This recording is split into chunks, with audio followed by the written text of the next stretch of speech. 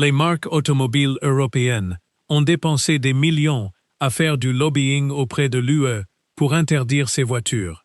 Demandez-vous pourquoi.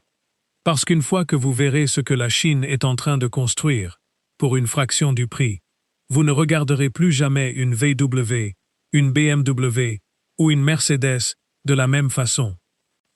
Pendant que l'Europe se félicite d'avoir le CarPlay sans fil comme si c'était une révolution, la Chine, elle, construit déjà des voitures avec des écrans de 45 pouces, des suspensions pilotées par intelligence artificielle et près de 1500 km d'autonomie. Et le plus fou dans tout ça, certaines coûtent moins cher qu'une VW Golf d'occasion. J'ai classé les 5 meilleures voitures Geely qui se préparent à débarquer sur les marchés occidentaux en 2026.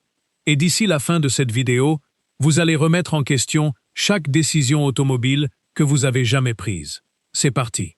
Avant même que je vous annonce le prix, j'ai envie que vous le deviniez. Gardez ce chiffre en tête, parce que ce que vous allez voir ne fait absolument aucun sens sur le plan financier. La Geely Galaxy E8 ressemble à ce qu'on obtiendrait si une Porsche Taycan avait eu un enfant avec un vaisseau spatial, et elle coûte pourtant moins cher qu'une VW Golf en version de base. Ce bolide embarque une architecture 800 volts, un coefficient de traînée de 0,19, c'est mieux qu'une balle, et un écran de tableau de bord qui va vous donner honte de toutes les voitures dans lesquelles vous avez jamais mis les pieds.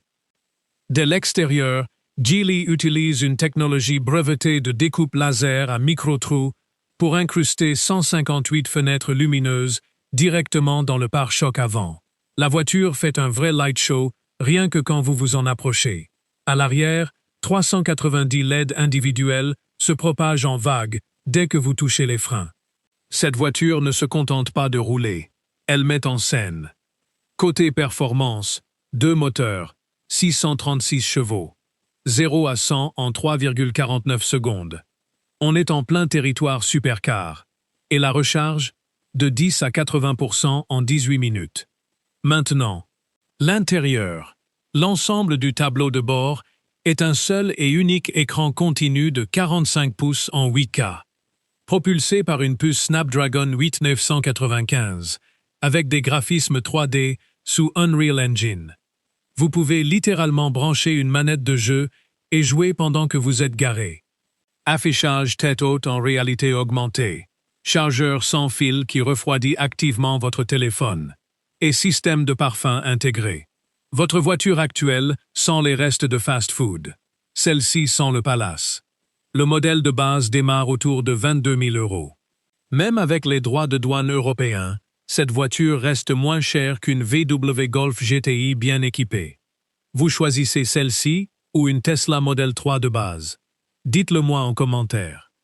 Les fans de Tesla, expliquez-vous. Défendez-vous dans les commentaires. Je vous attends. Et si je vous disais qu'il existe un SUV avec la plateforme mécanique de Volvo, un intérieur digne de Mercedes et plus de 1300 km d'autonomie, le tout pour moins cher qu'un VW Tiguan de base. Phares Matrix LED, immense entrée d'air soulignée de chrome, 4,77 mètres de carrosserie aux proportions impeccables. Quand vous fermez la portière, elle fait ce bruit sourd et solide des voitures chères. Vous voyez ce que je veux dire. Le son de l'argent. Près de 245 chevaux, mais le vrai argument massu, c'est l'autonomie. Plus de 1300 km en cycle combiné. Ça transforme littéralement un trajet Berlin-Lisbonne en road trip avec un seul arrêt. Même plateforme CMA que Volvo. Suite complète de conduite autonome de niveau 2. Elle lit la route mieux que la plupart des conducteurs. À l'intérieur, un triple écran parfaitement intégré qui s'étend sur 1 mètre entier à travers l'habitacle. Zéro plastique bon marché. Même le ciel de toit est en daim. Le passager avant peut mettre ses écouteurs Bluetooth et regarder des films sur son propre écran privé pendant que vous conduisez. Sono Bose, climatisation tri-zone, toit panoramique.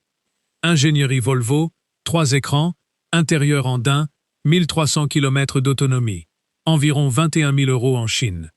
Même après les droits de douane européens, toujours bien en dessous d'un Mercedes GLC en finition intermédiaire.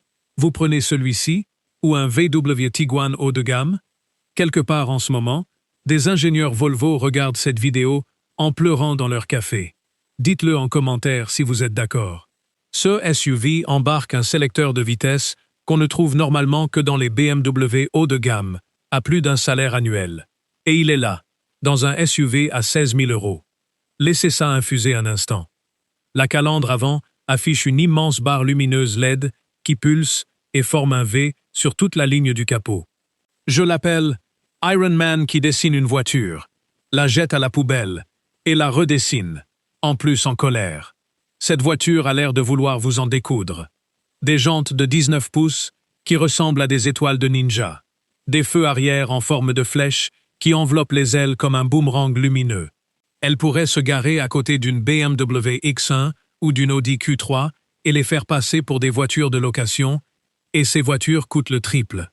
Plus de 240 chevaux en cumulé, d'une fluidité remarquable, rapide, efficace, et qui rend l'autoroute comme les embouteillages en ville réellement agréable. À l'intérieur, un écran vertical de 13,2 pouces incliné vers le conducteur comme dans un cockpit de chasse. Un éclairage d'ambiance interactif intégré directement dans les panneaux de portière, qui pulse au rythme de votre musique. Et ce sélecteur de vitesse? Un vrai joystick en cristal lumineux. Dans un SUV d'entrée de gamme. Des sièges enveloppés dans du cuir antibactérien. Parce que Geely se soucie de votre hygiène, plus que les constructeurs européens ne se soucient de votre portefeuille. À partir d'environ 16 000 €. Le même prix qu'une Skoda Fabia en version dépouillée. Même avec les taxes douanières, elle reste moins chère qu'un VW Tiguan de base. Vous achetez celle-ci ou une BMW X1 de base. Donnez-moi une seule raison de ne pas choisir cette voiture plutôt qu'une BMW X1. Une seule. Ces pick-up électriques embarquent une centrale électrique de 6 kW, intégrée dans la benne. Alimentez un campement entier. Faites tourner des outils professionnels ou rechargez un autre véhicule électrique, depuis votre benne. Les constructeurs européens de pick-ups vont détester ça. Des phares LED tranchants avec une barre lumineuse en pointillé, tout droit sorti d'un film de science-fiction. Pas de moteur thermique, donc le capot s'ouvre sur un coffre avant de 70 litres avec des prises électriques intégrées. Mais le vrai argument, c'est dans la benne. Construit sur la plateforme SEA de Geely avec une suspension indépendante. Pas de châssis échelle. Pas de rebond désagréable. Ouvrez le haillon. Une benne de 1200 litres avec des prises 220 volts partout. Installation DJ. Outils électriques. Campement complet. Ou recharge d'un VE en panne à côté de vous. Essayez de faire ça avec un Mercedes X-Class à 60 000 €. 422 chevaux. 0 à 100 en 4,5 secondes. Dans un véhicule conçu pour transporter des charges. Jusqu'à 610 km d'autonomie. 815 mm de franchissement en profondeur d'eau. L'électronique ne bronchera même pas. À l'intérieur, plancher totalement plat, écran tactile flottant de 14,6 pouces. Galaxy OS avec commande vocale complète. Éclairage d'ambiance en 72 couleurs. Toit panoramique. Ce pick-up est prêt pour le chantier le lundi et une virée dans les Alpes le vendredi. Le radar RD6 s'est lancé en Chine à environ 23 000 €. Pour un pick-up électrique de 122 chevaux, 610 km d'autonomie, avec une centrale électrique dans la benne. Vous choisissez celui-ci ou un Ford Ranger? Ford et Mercedes ont dépensé des milliards en R&D, et la Chine vient de faire ça pour 23 000 €. Il y a quelqu'un, dans ces entreprises, qui passe une très mauvaise journée. 1500 km d'autonomie, 870 chevaux, des sièges massants à gravité zéro, un réfrigérateur intégré, un système audio de 27 haut-parleurs, et un prix qui va vous faire remettre en question toute l'industrie automobile européenne. Ce n'est pas une voiture. C'est un jet privé de 5,2 mètres sur roue. Quand la barre lumineuse pleine largeur s'allume, ça ressemble genuinement à une galaxie qui brille. De profil, une ligne de toit parfaitement plate, des jantes de 21 pouces, en forme de turbine, des poignées de porte totalement invisibles et affleurantes. À l'arrière, le feu Rising Sun se propage en vagues dès que vous touchez les freins, comme une goutte d'eau dans un étang rouge lumineux. Sur un SUV familial 7 places, comme ça, simplement. 870 chevaux, 0 à 100 en 4,5 secondes, dans un SUV 6 places. Autonomie totale et combinée, 1500 km. Vous pourriez relier Berlin à Madrid et avoir encore de l'autonomie.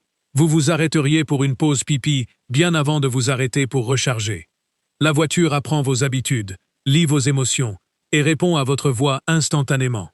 En deuxième rangée, 2 fauteuils capitaine à gravité zéro qui s'inclinent totalement à plat, massage corps entier, un réfrigérateur intelligent de 9,1 litres, un écran plafond de 17,3 pouces et des tablettes dépliantes. Troisième rangée, plancher plat, siège à réglage électrique s'inclinant jusqu'à 150 degrés. Même les enfants ne se plaindront pas. Un Mercedes GLS entièrement équipé dépasse largement les 120 000 €. La Geely Galaxy M9, entre 26 000 et 38 000 €, en finition maximale. La moitié du prix d'un Mercedes GLS pour 2 fois plus de fonctionnalités. Vous achetez celle-ci ou un Mercedes GLS? Moi je sais exactement où va mon argent. Industrie automobile européenne, à vous de jouer. Est-ce que c'est la fin de la domination automobile européenne ou vous pensez qu'ils peuvent riposter? Du écran 8K de 45 pouces de la Galaxy E8 aux 1500 km d'autonomie de la M9. Geely est en train de prouver que le futur de l'automobile est déjà là. On n'a juste pas encore le droit de l'acheter. Maintenant, je sais ce que certains d'entre vous pensent. L'UE a imposé une taxe de 45% sur les véhicules électriques chinois. Faites le calcul. Le prix double. La Galaxy M9 coûte toujours moins de la moitié d'un Mercedes GLS. La Xingyue L reste moins chère qu'un VW Tiguan en finition intermédiaire. La Boyue fait toujours passer une BMW X1 de base pour une voiture de location. Les chiffres ne mentent pas, et aucune taxe douanière ne peut le cacher. Rappelez-vous ce que j'ai dit au début. Les marques automobiles européennes ont dépensé des millions pour maintenir ces voitures hors du marché. Maintenant, vous savez pourquoi. Avant de partir, une dernière question. Vous ne pouvez en choisir qu'une parmi ces 5 voitures.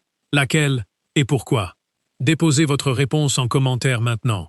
Je les lis tous, et je répondrai personnellement aux réponses les plus intéressantes. Si cette vidéo vous a ouvert les yeux, cliquez sur le pouce bleu. Ça prend 1 seconde, et ça aide la chaîne à toucher des gens qui méritent de savoir ce qui arrive. Abonnez-vous pour ne pas rater notre prochain décryptage, et activez les notifications, parce que le marché automobile mondial évolue plus vite que quiconque ne l'anticipait. Et on couvre tout ça. À très vite.